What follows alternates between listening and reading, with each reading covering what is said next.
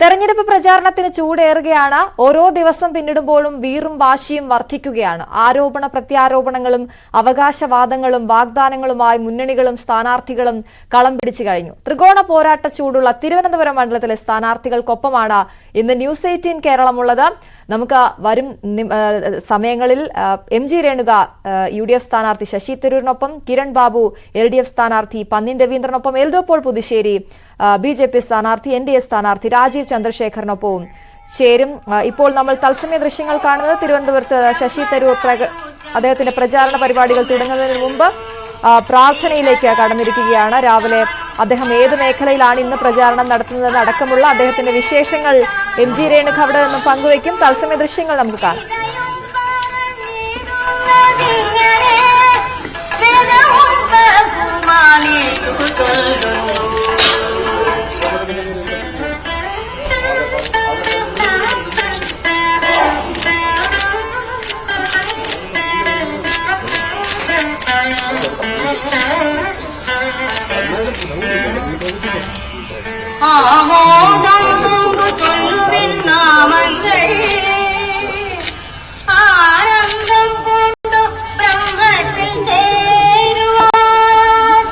അതേസമയം രാജീവ് ചന്ദ്രശേഖർ NDA സ്ഥാനാർത്ഥി പ്രചാരണം തുടങ്ങിക്കഴിഞ്ഞു. ഇന്നത്തെ പ്രചാരണം അദ്ദേഹം തുടങ്ങിക്കഴിഞ്ഞു.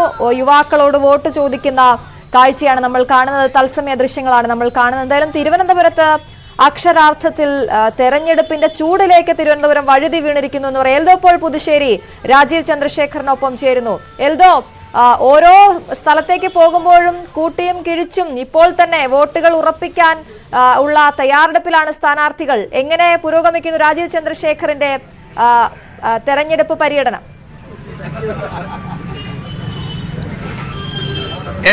അശ്വതി, എന്നാണെങ്കിൽ രാവിലെ തന്നെ രാജീവ് ചന്ദ്രശേഖർ പ്രചാരണം അത് ഊർജിതമായി ആരംഭിച്ചിട്ടുണ്ട്. രാവിലെ ഇപ്പോൾ എടപ്പഴഞ്ഞിയിൽ സുബ്രഹ്മണ്യ ക്ഷേത്രത്തിൽ ദർശനം നടത്തി അവിടെയുള്ള ഭക്തജനങ്ങളുമായിട്ട് സംസാരിച്ച ശേഷം ഇപ്പോൾ തൊട്ടടുത്തുള്ള ഒരു ചായക്കടയിൽ ഒരു ചായ കുടിക്കുക എന്നുള്ള ലക്ഷ്യത്തിൽ ഇറങ്ങിയതാണ്. ഇവിടെയും ഒരുപാട് പേർ അദ്ദേഹത്തെ കാണാനെത്തിയിട്ടുണ്ട്. നിരവധിയായിട്ടുള്ള ആളുകൾ സംസാരിച്ചു. അപ്പോൾ അവരോടൊക്കെ ഇടപഴകിക്കൊണ്ട് തന്നെ പ്രചാരണം രാവിലെ തന്നെ സജീവമായി തുടരുന്നു രാജീവ് ചന്ദ്രശേഖർ. എന്നാലും ഇനി കൂടുതലും പ്രധാനമായും ഗൃഹസന്ദർശനമാണ് ഇന്ന് അദ്ദേഹം ലക്ഷ്യമിടുന്നത് എന്നാണ് മനസ്സിലാക്കുന്നത്. അടുത്തൊരു മരണം നടന്ന വീട്ടിൽ ആദ്യം ഇവിടെ നേരെ പോകുന്നത് അങ്ങോട്ടാണ്. അതിനുശേഷമായിരിക്കും മറ്റിടങ്ങളിലേക്ക് പോവുക. ഇപ്പോൾ ജനങ്ങൾ ഓരോന്നായി അദ്ദേഹത്തെ കണ്ട് സംസാരിച്ച് മണ്ഡലത്തിലെ പ്രശ്നങ്ങൾ കാര്യങ്ങൾ ഉന്നയിക്കുന്നു. എന്നാണെങ്കിലും തൊട്ടു മുമ്പ് നമ്മൾ ചോദിച്ചിരുന്നു എന്താണ് ഇവിടുത്തെ ഒരു പ്രതീക്ഷയെന്ന്. അപ്പോൾ മാറ്റം ആഗ്രഹിക്കുന്ന ജനങ്ങളെയാണ്, വോട്ടർമാരെയാണ് നേരിൽ കാണാൻ കഴിഞ്ഞതെന്ന് അദ്ദേഹം പറയുകയുണ്ടായി. നമുക്ക് ചോദിക്കാം അദ്ദേഹത്തോട് തന്നെ. ഒരു നിമിഷം, ഇന്നെന്താണ് മെയിൻ പ്രചാരണ പരിപാടികൾ? ഇന്ന് കുറെ പ്രോഗ്രാംസ് ഉണ്ട്. ജനങ്ങളെ മീറ്റ് ചെയ്യാം. അങ്ങനെ പ്രചാര പരിപാടി ഒന്നുമില്ല.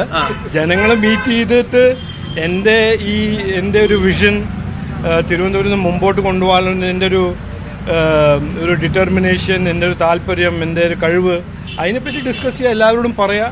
ഇങ്ങനെ നമ്മൾ തിരുവനന്തപുരത്തിന് മുമ്പോട്ട് കൊണ്ടുപോകണം. അതിനാണല്ലോ എല്ലാവർക്കും ഒരു താല്പര്യമുണ്ട്, ആഗ്രഹമുണ്ട്. അതിന് ഞാനാണ് ആള്, അത് ഡെലിവറി ചെയ്യാൻ പറ്റുന്ന ആള് ഞാനാണ്.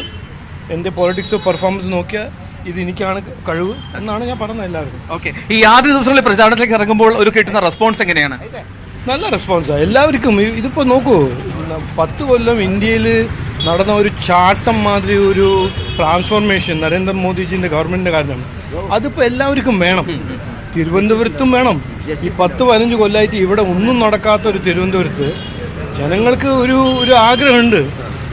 ബാംഗ്ലൂരിൽ ഉണ്ടാവുന്ന വികസനം, ഗുരുഗ്രാമിൽ ഉണ്ടാവുന്ന വികസനം, ചെന്നൈയിൽ ഉണ്ടാവുന്ന വികസനം ഇവിടെയും വരണം. ഇവിടെയും തൊഴിൽ വരണം, ഇൻവെസ്റ്റ്മെന്റ് വരണം, കുട്ടികൾക്ക് സ്കില്ല് കിട്ടണം. കുട്ടികൾക്ക് ഇവിടുന്ന് മൈഗ്രേറ്റ് അല്ല ചെയ്യേണ്ടത് തൊഴിൽ നോക്കാൻ. ഇവിടെ തന്നെ അവർക്ക് ഫാമിലിൻ്റെ കൂടെ ഇരുന്ന് ഇവിടെയും തൊഴിൽ കിട്ടണം. അതെല്ലാം ഒരു നോർമൽ എക്സ്പെക്ടേഷനാണ്. ഇവിടെ ഉണ്ടായിരിക്കുന്നത് 15 കൊല്ലമായിട്ട് ഒരു sub normal, below normal performance of government, സംസ്ഥാന സർക്കാരും ഇവിടുത്തെ MPയും. അത് മാറ്റാനാണ് ഞാൻ ആഗ്രഹിക്കുന്നത്. അതാണ് ഞാൻ എല്ലാവരോടും പറയുന്നത്. ഇപ്പോൾ LDF സ്ഥാനാർത്ഥിയുമായി രാവിലെ സംസാരിച്ചപ്പോൾ LDF സ്ഥാനാർത്ഥി സംസാരിച്ചപ്പോൾ അദ്ദേഹം രാവിലെ പറഞ്ഞത് ഇവിടെ UDFും LDFും തമ്മിലെ മത്സരം ഉള്ളൂ എന്നുള്ളതാണ്. എന്താണ് NDAയുടെ ഇതെല്ലാം പറയല്ലേ? ഇതിപ്പോ ഒരു പോളിറ്റിക്സ് ടൈമിൽ ഒരു LDFും UDFും അവർക്ക് ഇപ്പോ ഒരു ട്രാക്ക് റെക്കോർഡ് ഉണ്ടല്ലോ. ഒരു ഡെലൂഷൻ, അവരൊരു ഹാഫ് ട്രൂത്തും പറയുന്ന ഒരു രാഷ്ട്രീയം. അതവർ പറഞ്ഞോട്ടെ. എല്ലാവർക്കും അറിയാം LDFന്റെ കാൻഡിഡേറ്റ് ഇവിടെ MP ആയി കഴിഞ്ഞിട്ട് അദ്ദേഹം എന്തു ചെയ്തു. LDFന്റെ കാൻഡിഡേറ്റ് ആണ് പറഞ്ഞത് എനിക്ക് കഴിവില്ല, എനിക്ക് വേണ്ട. എന്നിട്ട് ഒരു റിലക്റ്റന്റ് കാൻഡിഡേറ്റ് ആയിട്ട് ഫോഴ്സ് ചെയ്ത് കാൻഡിഡേറ്റ് ആണ്. UDFന്റെ കാൻഡിഡേറ്റ് ഇവിടെ 15 കൊല്ലമായിട്ട് എന്ത് ചെയ്തു, എന്ത് ചെയ്തില്ല. അദ്ദേഹം ക്രെഡിറ്റ് എടുക്കുന്നതെല്ലാം നരേന്ദ്രമോദി ഗവൺമെൻറ് ചെയ്തതാണ്. അതുകൊണ്ടാണ് ഞാൻ ചിലപ്പോൾ വിചാരിക്കുന്നു അദ്ദേഹം ഒരു ദിവസം ഇനീറ്റിട്ട് പറയും ചന്ദ്രയാനും ഞാനാണ് ചെയ്തത്. ചന്ദ്രയാനും തിരുവനന്തപുരത്ത് തന്നെ ലോഞ്ച് ചെയ്തത്. അപ്പം അങ്ങനെ ഒരു അബ്സേർഡ് ഒരു നരേറ്റീവ് ഉണ്ട്. ഞാൻ പുട്ട് ഫോർത്ത് ചെയ്യുന്നത് എന്താണ് 10 കൊല്ലത്തിൽ കോൺഗ്രസ് ചെയ്തത്. ജനങ്ങൾ അവർക്ക് ഒരു അവസരം കൊടുത്തപ്പോൾ കോൺഗ്രസ് എന്തു ചെയ്തു ഇന്ത്യക്ക് വേണ്ടി 2004 to 2014. ജനങ്ങൾ നരേന്ദ്രമോദിജിക്ക് ഒരു അവസരം കൊടുത്തപ്പോൾ 14 to 24 നരേന്ദ്രമോദിജി എന്ത് ചെയ്തു. ഇവിടെ സംസ്ഥാന സർക്കാർ കേരള ജനങ്ങൾക്ക് ഒരു ഓപ്പർച്യൂണിറ്റി 2014 കൊടുത്തപ്പോൾ ഇവിടെ സുപ്രീം കോർട്ട് പോയി കടം വാങ്ങിച്ച് ശമ്പളം കൊടുക്കുന്ന സ്ഥിതി അവർ ഉണ്ടാക്കി.